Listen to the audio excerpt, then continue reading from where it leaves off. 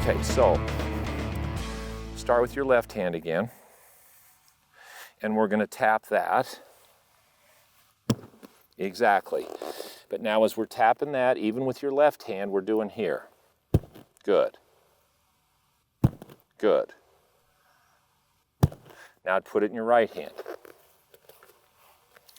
Now same thing, I'm going to put my finger, go ahead and stand on it, there you go. And it's right here, it's not the very back of your heel.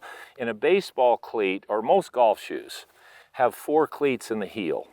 There's the very back cleat on the inside, and then there's the upper cleat. Now, okay, now when you start out, you don't put pressure into that to start with. Because if you load that cleat first, which a lot of guys taught that, this, set up, kick this knee, and the reason they did that is because people swayed. They swayed because they were trying to shift weight, which there isn't weight shift. So when I set up, my feet, I'm in the center of my feet, and is relative to my heels, I'm in the middle of those 4 cleats. But when I start back, the minute I start back, as soon as I go right here, I go right into that cleat that's on the inside of my right heel.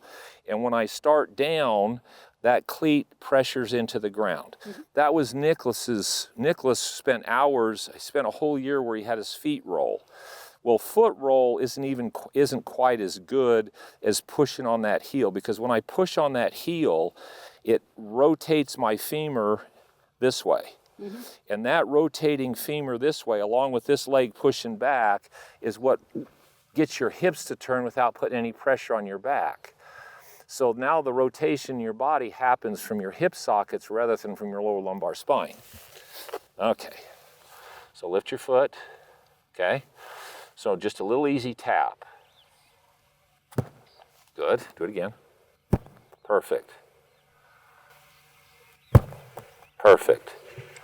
It's interesting to me, you know, this ball by itself, obviously you use your feet, it attaches you to the ground. It's interesting, we talked about this a little bit ago before we started filming this, the task of pay attention to where that is. The task is, the pressure is here, be aware of it and maintain it. Right. I don't know if I've ever thought about my back second in right cleat. Well, I've always, No, I understand. No, I've felt force in my foot, in my heel. I never, well, I won't say never. There was one group I worked with that said your weight goes from your heel to your toe. And let's dispense right now, because we work with a lot of people who watch golf on TV, and all of a sudden you see a Justin Thomas who goes like this, and the first move he goes up on his toes. And they go, well, wait a minute, his heel's not on the ground. Well, first of all, if you watch Justin Thomas hit his wedges and hit most everything else, his heel doesn't come up. Since Justin Thomas was 5 years old, he's jumped. He's used that force to create speed. Now, what Justin Thomas doesn't do, which if you can do this, I'd be okay with it, maybe. If you can do this, if you can go here and start down and jump and go up on your toes, but push your hips back like he does, like Lexi Thompson does, like Bubba Jackson, like Laura Davies does, like the long drive people do. See, all of those people, they create a downward force. So they basically use that cleat that most of them go down first and then they go whoa. But when they push and jump, they jump that way. So they don't go this way. Even though his toe comes off the ground, his hip doesn't move closer to the ball. The problem with that, relative to physiology and complex movement patterns and how your body wants to move, that's so hard to actually train that.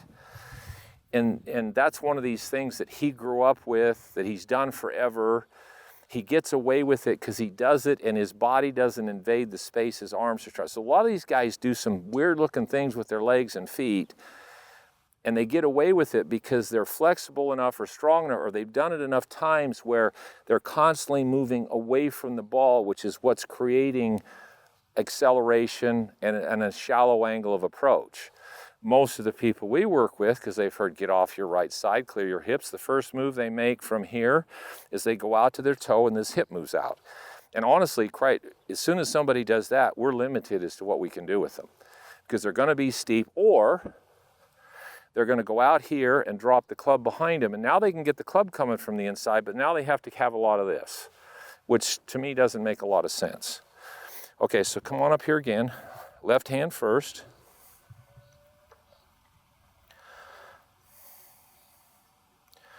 Just a little chip shot. Good. Now when you're doing that with your left now, when you start here, I want this wrist, watch the face. Gotcha. Yep. So there virtually isn't any twist. Now, if we're watching it from a camera, from a target line perspective, even though your club face is at a 90-degree angle to your swing arc, it appears that the face has opened and closed relative to your target line. Correct. Okay, so that's all the rotation we need right there. And I have no problem, I will tell you, I have no problem. Even if my perception was that's shut, it's square to the arc it's on. Yeah. It's just me, all right, bad pattern, old pattern, when this one is actually okay because I know. You defaulted on your right heel. 1 out of 2? Did I get half credit? All right, ready? There you go. Okay. Is that better? Yeah. At least get a C now. Well, no, But I have no, no I understand. problem. I have no problem knowing square to the circle or the arc that you're on. Square to the arc you're on. Most people that I would work with would go, "You want it shut to open?" But no, because you said it 10 seconds ago. It's open to the target line. That's open to the target line, and closing to the target line, even if it's square, as long as people can understand relative to where the ball is going, what is the face doing. Right. I would perceive that as, all right, I better be able to explain that like ABC so they don't go, what? Well, see, here's the deal. And then we're going to do one more thing, and in your little rehab now, you're done for a couple weeks practicing this. So here's what's interesting. Club face, target line. There have been players over the history of golf that have done this.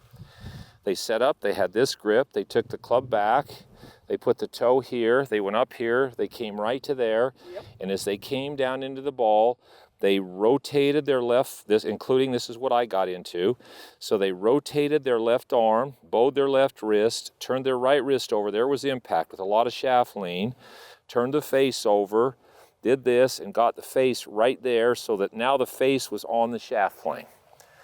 Now, that was kind of common knowledge and common taught for a long time. However, there were a few players that didn't do that, like Nicholas, like Trevino, like Watson.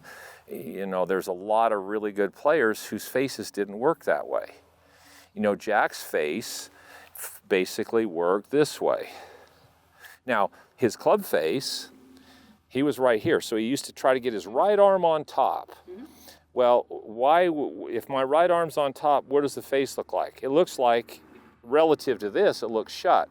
But actually that face, he went here, he went up here, he came right back down there, and as he went through the ball, his club face worked like this, and then he worked way up here like this, where the face never turned down. Decent career. Hit it okay distance. Watson did the same thing. There's a number of them. Trevino did it. Dustin Johnson does it. More and more are doing it now because the physics of that arc is the club face doesn't have to rotate at all relative to your swing arc to hit the ball at the apex and still hit a draw. Okay, so you don't need a lot of this. And so where you were, and like all of us here, as soon as this happened, okay, now there's going to have to be some unwind. Now here's the other thing that's interesting about unwind relative to shoulders and what you fought and I fought and everybody fought. If this arm's task, if it knows that it's going to have to do this, it's very difficult. I spent hundreds of hours practicing getting right here and making this arm rotate like that without this shoulder moving. Because in your body, if I say take your hand and turn your hand over like this, what does my shoulder do? Follows it, comes out. And what does my right hip do? Comes out. Very few people will do this. Okay, so again, we start getting into patterns, and what are we trying to teach people that's doable, that they can, in a short period of time, get somewhat better at? Okay, so now we did that with this thing. So, here we go. We're going to give you a plastic ball with just your left hand. Now, you're just going to chip it, but all you're going to do is just take it back and just hit a little 5-yard chip and just work the face. Perfect. Now, if you do it right, when it comes through over here, the face will be square. If this wrist wants to break this way, it can, as long as the face doesn't do that. That's how your hands have to work if you're going to buy into what we're doing grip-wise. Okay, so now do it with your right hand. Now I'm going to watch your heel on this one too, by the way.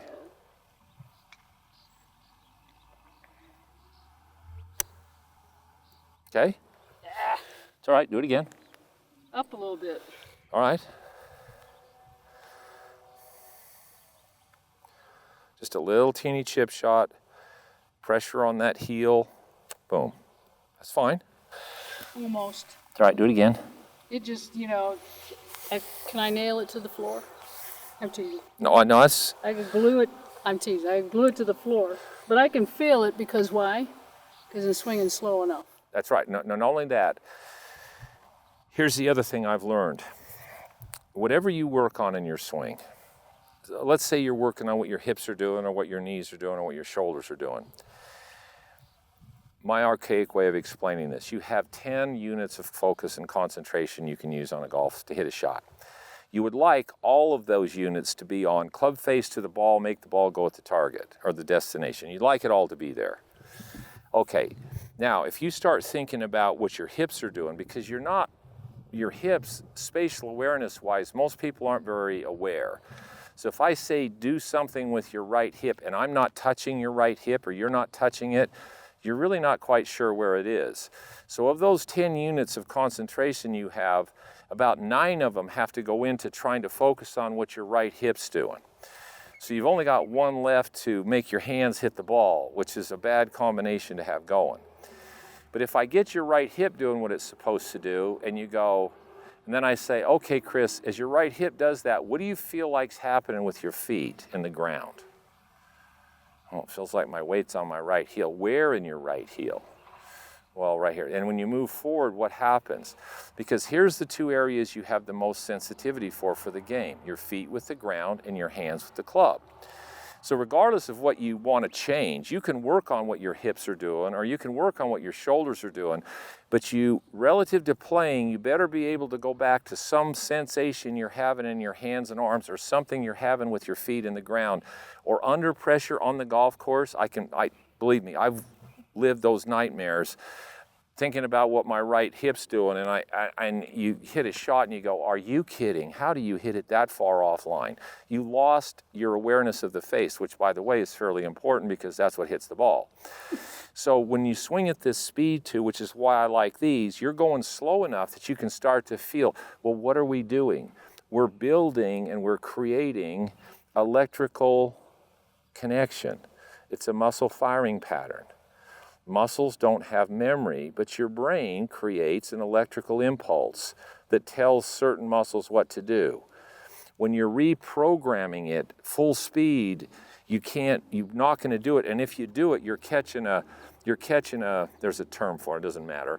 You're catching a pattern, a thing, boom, then one over here and one over here. If you do it nice and slow, you're connecting a lot more of those, which it holds better.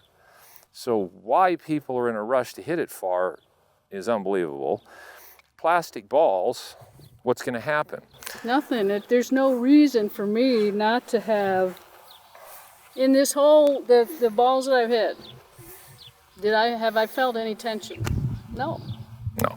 Well, because the other thing is, I believe people should earn the right to hit a real ball. I learned how to play golf not on a golf course. we used to take my dad's 7-iron, and my buddy used to take his dad's 7-iron, and we had these little plastic wiffle balls, and we'd hit them around the neighborhood, and we'd hit them around the houses and over the houses, and the grass was good, and the driveways were out of bounds, and so we played these little games with this little plastic ball, and we couldn't take a divot, so you had, because if you took a divot out of my dad's yard, you weren't hitting golf balls anymore. So we had to have control of the face, and we chipped them and we curved them around things. And the first time I went to a driving range where they had real balls, I mean, all that happened is I did the same thing, it's just the ball went further. So I was really lucky because I developed a golf swing without a golf ball and the visual of how far is this thing gonna go. Most people start the wrong way. You bring beginners out here and you give them real golf balls and they're watching people hitting at 300 yards. That's a bad picture, because they're intimidated by that, and now you're in a rush to try to put speed to it because you want to look like everybody else. Okay, so for you, for the next week or so, what we just did here, now put both hands on it and do exactly the same thing. So now you're putting the two hands together with how your right foot and how you work that foot into the ground. Now, if you were to go home and look at that on the video, and you tape that, there's no drop behind you, there's no up and into it. Now, I don't care if you want to start increasing the length of the swing with plastic balls and video it, as long as this doesn't move up, you can start making whatever amount of swing this will let you make and not feel that it's hurting you. If you make a swing and all of a sudden, then you got to back off and reprogram this a little bit. And if you do it, it won't take long to give yourself, like I learned, a new shot.